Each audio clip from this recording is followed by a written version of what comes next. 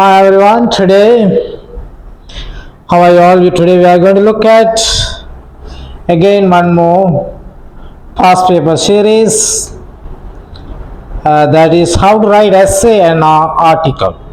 Essay or article இன்னைக்கு எழுதுறத பார்க்க போகிறோம். ஆர்டிக்கல் வரும், எஸ்ஏ வரும், ஒரு கன்வர்சேஷன்ஸ் வரும், ஒரு ஸ்பீச் வரும். இந்த கன்வர்சேஷன் எப்பவும் ஷுவர் இல்லை. Sometimes it comes, sometimes it doesn't. சில நேரம் அது வராது, சில நேரம் வரும். ஆர்டிக்கலும் எஸ்ஏயும் எப்பயும் வந்து கொண்டே இருக்கு. நாங்கள் இன்றைக்கு பார்க்க போகிறோம் எஸ்ஏ ஒன்று எழுதுறது. சில பேர் ஸ்டூடெண்ட்ஸ் இங்கே கிளாஸ் வந்து கேட்பாங்க, ஆர்டிக்கலுக்கும் எஸ்ஏக்கு என்ன வித்தியாசம்னு சொல்லி. Article tends to be objective, essay tends to be subjective. Article நீங்கள் பார்க்கலாம், நியூஸ் பேப்பர்ஸ், பப்ளிகேஷன்ஸ், இப்போ அந்த இன்டர்நெட் வெப்சைட்ஸ் எல்லாம் வந்து கொண்டு இருக்கு. அது என்ன, ஆர்டிக்கல் வந்து ஆப்ஜெக்டிவ். ஆப்ஜெக்டிவ் என்றால் அந்த ரைட்டர் என்ன செய்வார் என்றால் அவருடைய நோக்கத்தை அடைவதற்காக பல விடயங்களை அலசி ஆராய்ச்சி முன்வைத்து எழுதுவார். உதாரணமாக இறந்த காலத்தில் ஒன்று நடக்குதுன்னு சொல்லுவேன், ஆர்டிஃபிஷியல் இன்டெலிஜென்ஸ் எழுதும்போது இந்த ஆர்டிஃபிஷியல் இன்டெலிஜென்ஸ் என்றது இறந்த காலத்தில் எப்படி இருந்தது, எதிர்காலத்தில் எப்படி இருக்கும், அது சம்பந்தமான தகவல்கள் என்ன மாதிரி இருக்கும் என்று அலசி ஆராய்ச்சி பல ஸ்டாட்டிஸ்டிக்கல் ரிப்போர்ட்ஸ், எவிடன்ஸ்லாம் கொடுத்து எழுதுவார். அப்போ அது பறந்துபட்ட விடயம். நீங்கள் ஆர்டிக்கல் எப்பயும் எழுதணும் எப்படின்னு சொன்னால் உங்களுக்கு நல்ல நாலேஜ் ஒன்று இருக்கக்குள்ள மட்டும்தான். So essay is very easy. It's tends to be subjective. என்ன டாபிக் கொடுத்தாலும் அதை நீங்கள் அப்படியே டிசைன் பண்ணி எழுதுனீங்கன்னா போதும். ஸோ நீங்கள் எப்பயும் வந்து எஸ்ஏ எழுத ட்ரை பண்ணுங்க, அது it's easy for you. Right, write essay. இன்றைக்கி நாங்கள் test number 16 write an essay on advantage and disadvantages on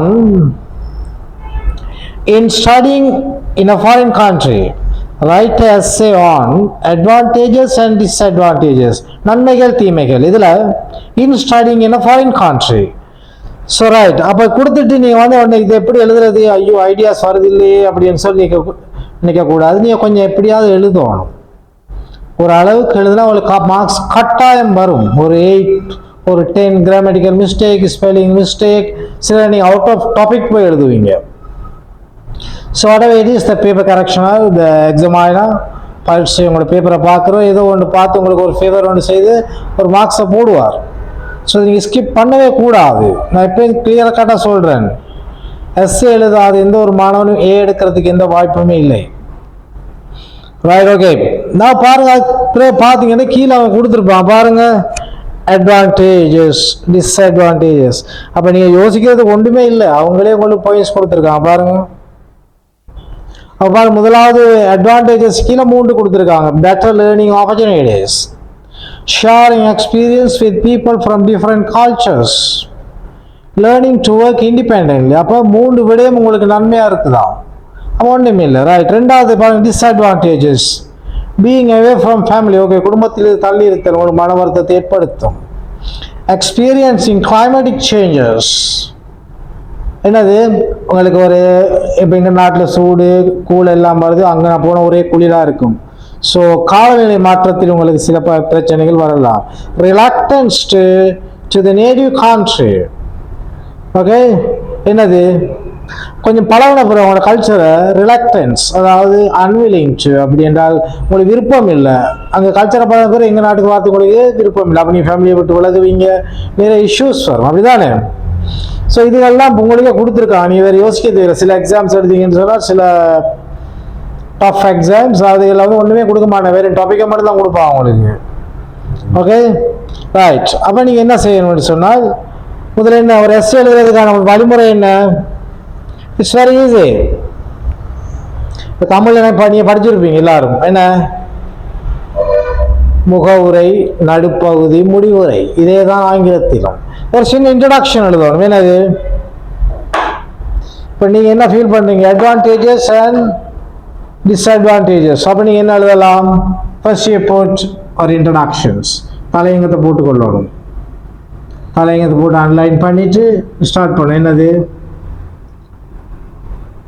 education is very important in everyone's life.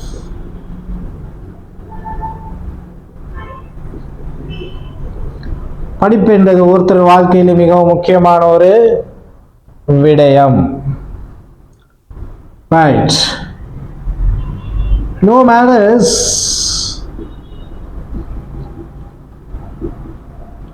in which age you are in,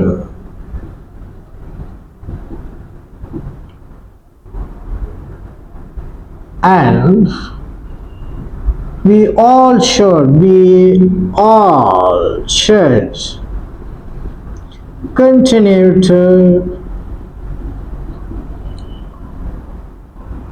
process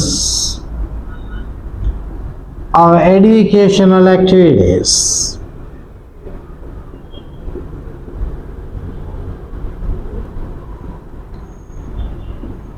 இப்போ ஒரு சாதாரணமாக எழுதிட்டீங்க ஒரு முகவுரை உண்டு, கல்வி என்பது முக்கியம், நீங்கள் எந்த வயதில் இருக்கிறீங்க என்பது நோ மேட்டர், இஷ்யூவே இல்லை.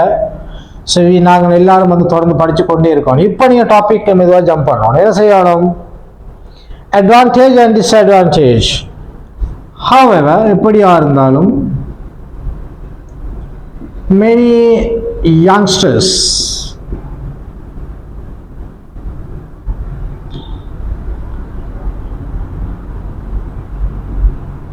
go to foreign countries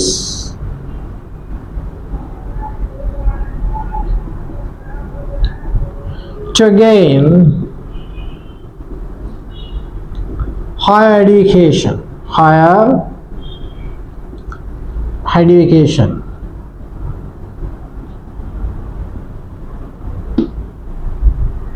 அப்போ நிறைய யங்ஸ்டர்ஸ் வந்து போகிறாங்க.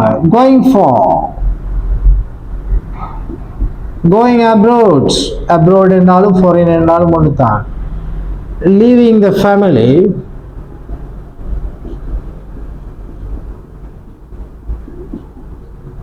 might have some impact ன்னு சொல்றது சில தாக்கங்கள் on our life. அந்த தாக்கம் வந்து தான் பேப்பர் அப்படி எழுதி கொண்டே போயிட்டு பாருங்க, சும்மா நார்மலாக வந்துருச்சு ஒரு 25 மார்க்ஸ். அப்போ நீங்கள் என்ன செய்யணும்? அட்வான்டேஜஸ் அவன் என்ன சொல்கிறாங்க? அட்வான்டேஜில் என்ன இருக்கான்?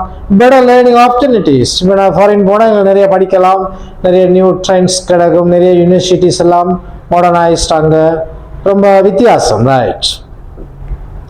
Sharing experience with different cultures. நான் எங்களோட நாட்டில் எங்களோட குறிப்பிட்ட ஒரு சொசைட்டியோடு தான் நாங்கள் பழகி கொண்டிருப்போம். ஸோ ஃபாரினுக்கு போகக்குள்ள அப்படியே நாங்கள் வந்து வேறு இதில் பார்க்கலாம். அப்போ நீங்கள் என்ன செய்யலாம்? ஒரு டாபிக் எடுத்து ஒரு சின்ன ஒரு பேராகிராஃப், இன்னொரு டாபிக் எடுத்து இன்னொரு பேராகிராஃப். உங்களுக்கு தெரிஞ்ச ஆங்கிலத்தில் நீங்கள் மெதுவாக கணக்கு எழுதுனீங்கன்னா 200 வேர்ட்ஸ் ஆட்டோமேட்டிக்காக வந்துடும். Okay, there might be some mistakes. என்ன மிஸ்டேக்ஸ் இருக்கலாம். பாருங்க, 15 மார்க்ஸில் வெட்டி கொத்தி எப்படி நான் சொல்லுவேன் எப்பொழுதும், மாணவர்கள் ஸ்கிப் பண்ணாதீங்க, ஏதோ ஒரு மார்க்ஸ் உங்களுக்கு வரத்தான் போகுது. ஸோ 200 வேர்ட்ஸ் எழுதுவாங்க, அங்கே என்ன நிறைய டைம் இருக்குது. ஸோ நீங்கள் சும்மா முடிச்சுட்டு உட்காந்துருக்க தேவையில்லை. ஓகே, இதுதான் எழுதுகிற முறை. ஸோ இந்த வகுப்புகளுக்கு நீங்கள் வரலாம். இந்த வகுப்பு வந்து கிளம்புல தான் இருக்குது, அவ்வளோ ஸ்டேடியம் முன்னுக்கு இன்ஸ்டியூட். கிரேட் 5லேருந்து A லெவலில் மட்டும் கண்டினியூஸாக கிளாஸ் செய்வேன். School syllabus, London syllabus, spoken English and IELTS. இந்த மாதிரி maths, science, English, Tamil, commerce, history எல்லா பாடங்களும் எங்கள் இன்ஸ்டியூட்டில் இருக்குது. நீங்கள் ஜாயின் பண்ணி நல்லா அழகாக படித்து கொண்டு போகலாம். ஏதாவது மேலே தகவல் வேணுமெண்டா இந்த கீழே உள்ள நம்பர்ஸுக்கு ஃபோன் பண்ணுங்கள். ஸோ நான் உங்களுக்கு வந்து மேக் ஷூர் பண்ணுவேன் நீங்கள் A அல்லது B வந்து O லெவலில் கட்டாயம் எடுத்தீங்கன்னு சொல்லி. So thank you so much. Thanks for being with me. See you on another video.